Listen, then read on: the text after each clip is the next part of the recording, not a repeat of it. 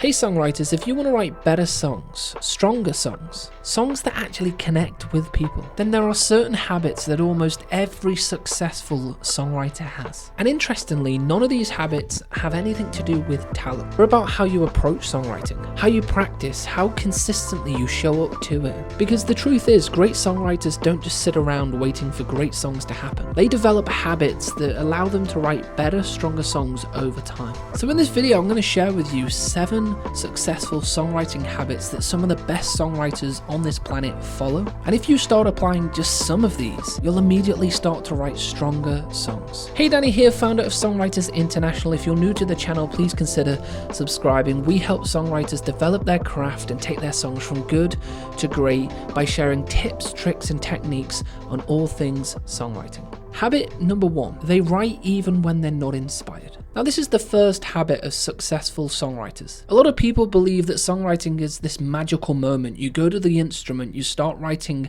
a song, and it just happens. But when songwriting becomes something you do seriously or professionally, and it's the way that you generate your income, you can't always find the inspiration to begin with. And the truth is, you've likely experienced it where you don't feel inspired to write a song. It doesn't just show up on schedule. But the way that I see it, if you work a traditional job and you go to work, you don't wait for inspiration to show up before you actually start working. You show up first and inspiration often follows. And songwriting works the same way. If in those moments, like successful songwriters, you don't feel the inspiration, push yourself to actually start creating. Find a song title, find a guitar riff, whatever it may be, to actually start putting yourself in inspiration's way. And sometimes you write something amazing, sometimes you don't, but you are exercising the muscle of songwriting, and that is a positive thing. Habit 2, they capture ideas immediately. Now, this is a second habit that I've seen a lot of successful songwriters use, and I'm going to actually reference a very particular songwriter in a moment that is very successful. Now, the truth is, a lot of the time, ideas themselves are fragile. A melody might come into your head, a lyric might appear out of nowhere, and you think, that's great,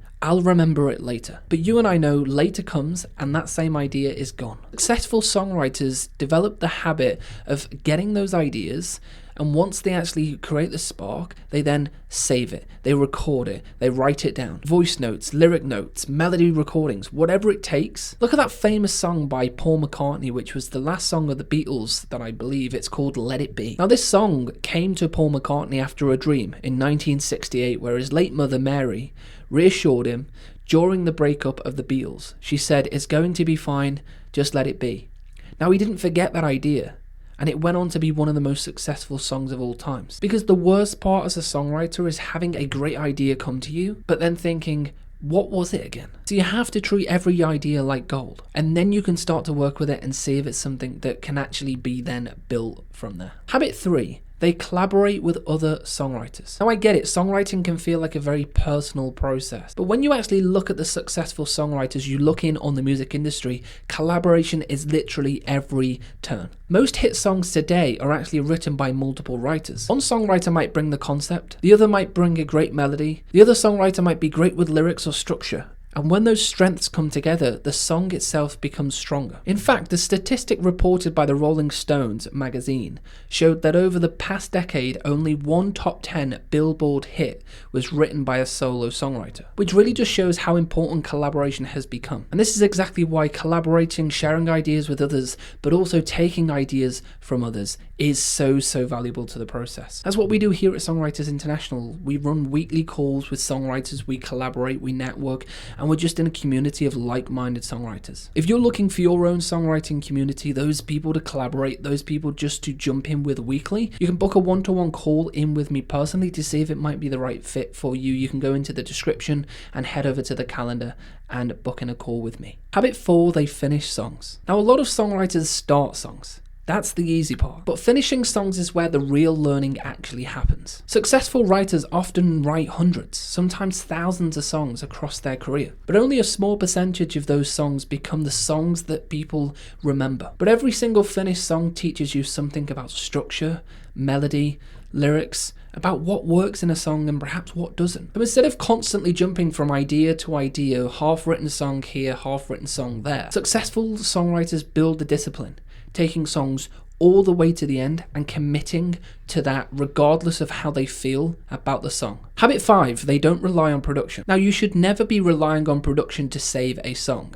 A song itself should be able to stand alone. The way that I see it is every song has an acoustic version where it's just a piano and vocal or a guitar and vocal. The song is the song, and when that acoustic version is performed, the song is just as strong without the production. But if you go into production believing that the song is okay, and the production is somehow going to then take it to that radio ready level version that you really wanted, then you have an issue with the song. Production can absolutely enhance a song, but it shouldn't be responsible for making the song work. If the melody's catchy, if the lyric resonates and tells a story, you have the backbone to a great song. Then the production becomes something that elevates the song rather than something that actually hides weaknesses in it. And if you look at all the strongest songwriters out there and you listen to some of their best songs, with or without the production, they're still fantastic tracks. Habit 6, they write for the listener. Now I get it, most songs start from a personal place. You're likely sharing a life story. You're sharing something that to you perhaps have never shared before. But successful songwriters also understand that once that song leaves them,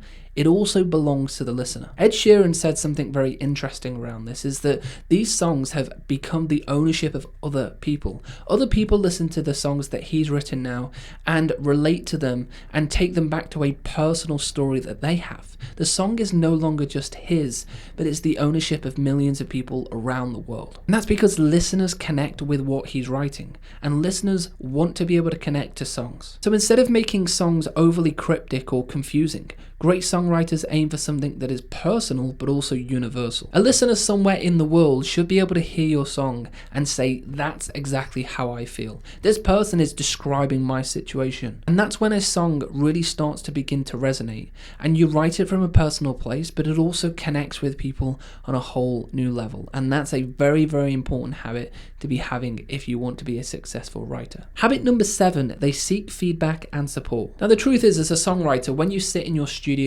in your home and you write a song, you only have your own perspective, your own ears to listen to this track. Perhaps you have some friends and family, but let's be honest, they'll oftentimes just say that they love it. Because you know the story behind the song, you know what you meant when you wrote the song, but someone else might have heard it completely differently. So getting feedback from other professional songwriters will actually help you. See the blind spots in your writing, improve your lyrics, strengthen your melodies, and ultimately, and more importantly, write better songs. As one of my favorite saying goes, you don't know what you don't know. And if you're using the same approaches, the same techniques, the same ways of writing songs without any external thoughts, feedback, or support, you're going to continue to do the same things and possibly make the same mistakes. And that's one of the reasons I created a 6-month mentorship where we help songwriters, we give them the feedback, we give them the community, we collaborate, we support, we guide them, and we work with them through the entire process of writing good songs and turning them into great tracks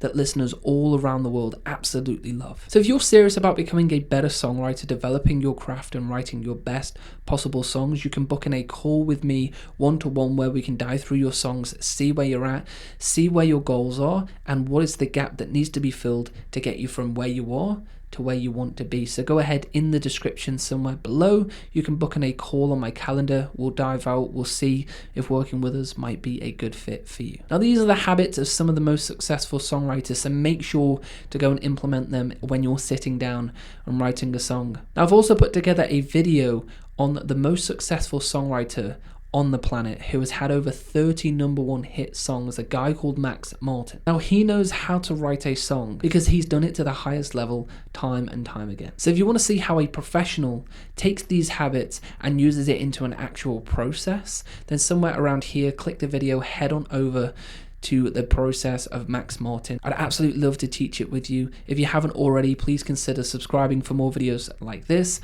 and go ahead, click the video somewhere around here, and I'll see you over on that video.